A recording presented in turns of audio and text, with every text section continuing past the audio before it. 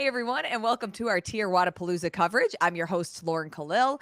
Today we have Niki Brazier and Annie Sakamoto here for our women's individual podium picks. Are you guys ready? We're getting So into ready. it. I think It's so. getting Let's right do in. it. Let's do it. We're getting down to it. So we better be ready, huh? We better be ready. The athletes better be ready for the party Yep. that's about to go down on the beach. Annie, let's start with you. We're going to go 3-1. Sarah Sigmundsdottir, Emma Carey, and Emily Rolfe. Yes. So I'm going to start with my number 3 pick, Sarah Sigmundsdottir. Sarah is an athlete. She's such a likable athlete. And I feel like she is an athlete with probably the most under delivered potential of any of the athletes we've seen in CrossFit so far. And I say that with all of the love in my heart. She stood on the podium at the CrossFit Games twice and then just kind of hasn't really gotten herself back to where we all think she could be. And so this is my hopeful pick. I think the fact that it is a 2-day competition really serves Sarah well. And I would just love to see her kind of back on the podium, back in the conversation.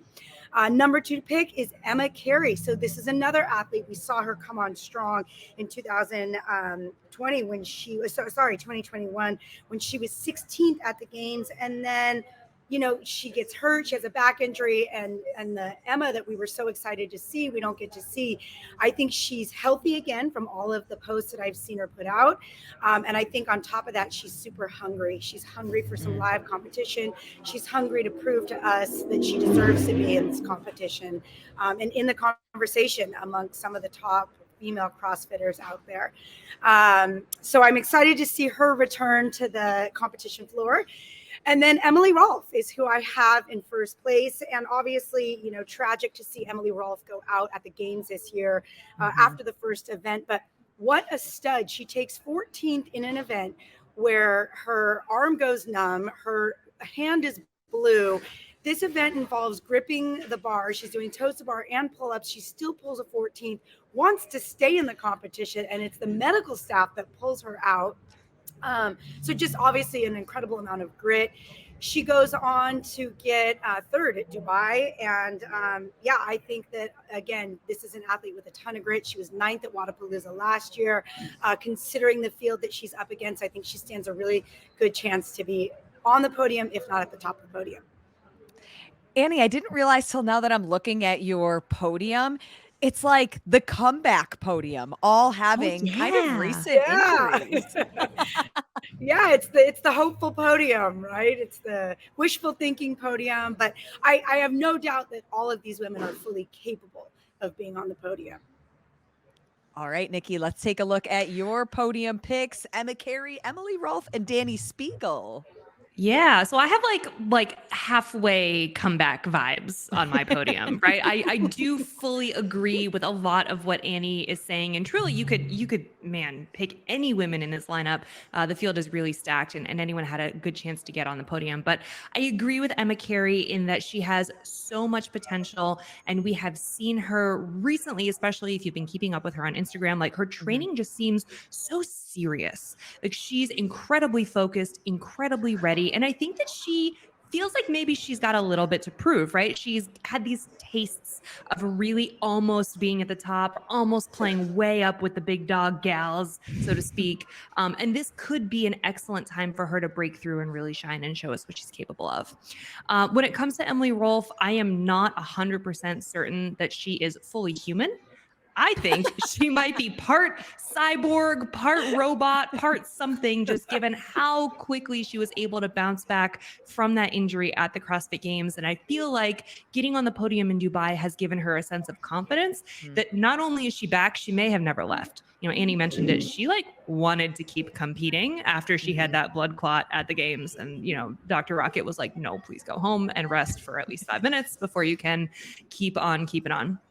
And then I have Dani Speegle at the top, not only because she's my girl and I love her so much, but also because I just feel like Wodapalooza is a perfect playground for her to show her particular skill set, right? There's a lot of high level gymnastic skill stuff. We've seen a lot of showy, like up on your hands things that she's really good at. And they do not shy away from heavy barbells, which we know is absolutely her wheelhouse. So given the fact that it's a 2-day event and there's oftentimes not like a huge cardio style event, like a big run that she's been buried under in the past, I think she's got a real shot. I really do. She's looking for the heavy barbell or even like maybe some kind of strongman implement. It seems like more competitions are making this shift from just a typical 1RM to, hey, let's lift something random. Totally. I agree. And I will say, like, I struggled with not putting Sarah on my podium because I agree with everything that Annie said. If I'm only going off of like more recent data, more recent stats, more recent, where are these women in relation to everyone else in the field? I don't have anything to work with because we haven't really seen her be able to deliver. She's been pulling out because of injuries, had to leave competitions early the last few seasons, that kind of thing. So, but I want to see her there. I want to. It could still happen. We still have time. And I would kind of agree with that before I get to my podium, but she's somebody that you just want to root for, and you want to see her have not only a good season for Sarah, but a healthy season. I want to see her make it through the whole season. No tweaks, no injuries, at her absolute best. Yeah. And I think we've seen glimpses of that. But yeah, just never a full successful season. And she is beyond due. So let's hope this is the year for her sake. Fingers crossed. Okay. So for my podium, similar but different, Emma Carey, as you guys mentioned, coming back from an injury. Everything that we've recently seen on her social media just shows me that she's been putting in the work. She's made this slow, progressive comeback and that she is healthy and ready.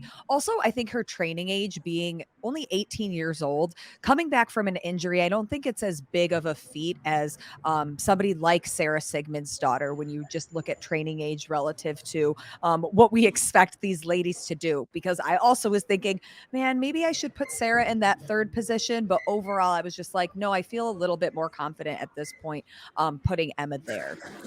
In second place, I have Andrea Nisler. She recently dabbled in the individual division in Las Vegas during the Zalos games where she took the podium. She was looking really good as an individual. Not a position that we normally see her at. Normally she's thrown down with all of her teammates, but another super strong athlete that I'm excited to see against all of these other strong women that she doesn't typically get to throw down next to. Then in position number 1 on top of the podium is the superhuman Emily Rolfe.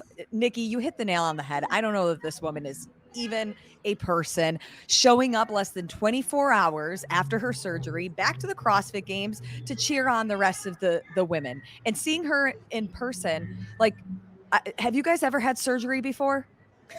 Yeah. I'm like laid out for like a month. Like, don't look at me. Yes. Bags under my eyes. My hair is everywhere. Like, haven't like showered. Maybe I've brushed my teeth. She looked like she could have just like gone back out there and was.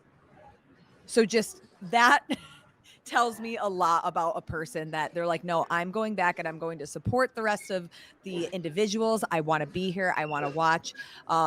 Again, seeing her at Dubai, getting on the podium, I think that she has momentum under her belt. And again, this is only at this point, maybe 5 months since her surgery. And she said that most movements she feels 100% with. So I think that if the programming is right for her, that we could see her standing at the top of the podium by the end of the weekend or the end of Friday. Okay. You want to know the one reason I don't agree with Andrea Nisler on the podium with you? The one reason I don't is because she hates it. She hates competing as an individual. Okay, it's been a while since I've chatted with her about this, but I did have one conversation with her. This was a couple years ago, probably, where we were just talking about the differences. And she just said the stress levels when it comes to individual versus team is so much higher that she was just like, it's great. And she's amazing at it. And she oftentimes does come out on top, but she was just like, it's the worst. So maybe things have changed. Don't know, but we'll see. But there is something to like the mindset too. True. Yeah, True. I would think that team would be a lot more pressure than individual, because on a team, you're letting your whole team down if you're not performing well. Whereas, if you're individual, you're only letting yourself down. So it's funny to me that she feels more pressure as an individual. Yeah, and I'm actually really excited to see her compete as an individual, because you look at these teams, and so much at the CrossFit Games, your team comes down to your female athletes. And so I think that when you think about Andrea Nisler and Taylor Williamson, you could say that they really are some of the best female athletes. I mean, that is part of what's made Mayhem so good, right? Is that these ladies are so good. And so I'm excited to see Nisler throw down as an individual, because I think she's going to do well. I was going to say almost the opposite, Niki. I like that you have her on the podium, Lauren. I think that's a really good pick. I just seeing her in person at the Zalos games and watching her just like put the gas on and just, I mean, there was this one workout where she just sold her soul to win the event. And then afterwards, she's like, I need like 15 minutes, come back and interview me later. And then we're chatting about it. And I was like, what is it like being out there without your teammates? And she's like, team doesn't hurt like this. But you can kind of see like this glimmer in her eye of like, ooh, maybe she's like really hungry for individual. And that's why we saw her now register for Wodapalooza individual. Because if she really hated it, then why would she register for another individual? No, you're right. Kind of I think. love the shift. If that is what is going on in her head, I am so ready to watch her crush it as an individual, because you know she's got what it takes. Like, it's obvious. So maybe this is a new path for her. I'm here for it. I would love to see that. That would totally, I mean, that's a completely other episode, but that would shift so many things. Yeah, it would. Yep. Are there any other athletes on the women's individual side that you guys thought about putting on your podium but just didn't quite make it? One for me is Olivia Kerstetter. And I don't know that I thought about putting her on the podium, but I'm really excited to see her compete. We saw her at Rogue. She was, I believe, 16th. And that was against, all of the top ladies. And she's young. She's a part of this new emerging generation of female athletes. And I'm just really impressed at her composure at 17 years old. Obviously, she mopped up at the games this year in the 16 to 17-year-old division. She had all top 3 finishes, won it handily. So I don't know that I would put her on my podium, but I'm excited to see her throw down with these ladies. Any other names that you're thinking of, Niki? I was looking at Emma Tall. I was looking at Paige Powers. I was looking at also some of the other younger women who have really come up the ranks, who we've seen as teens in the teen division, who have the experience. This is not going to be their first time out on the competition floor with some of the women that they have previously really looked up to as athletes when they were too young to compete. I'm like Annie said, I'm not sure that they're going to make it to the top of the podium, but I do think that this is kind of the time in the season where we start to see those names jump up the leaderboard, and some people really may surprise us. So I feel like this, especially with the younger women, is going to shake up our predictions for what we think will happen down the line the rest of the season and at the next CrossFit Games. It's basically the kickoff to the start of the 2023 CrossFit Games season. Yeah. Can't wait. No better way. 2-day competition, I think, will change things. I mean, some of these ladies could stand a chance to mix up the podium just because the 2-day competition is so different than what you think of, even Rogue this year with the added events, or the games, where you have to be able to sustain just the drive and the momentum across so many events. 2-day competition, some of these young girls, you can go out hard and you can hang on for 2 days. It takes a little less experience to do that. So maybe some of these younger ladies will kind of mix it up a bit.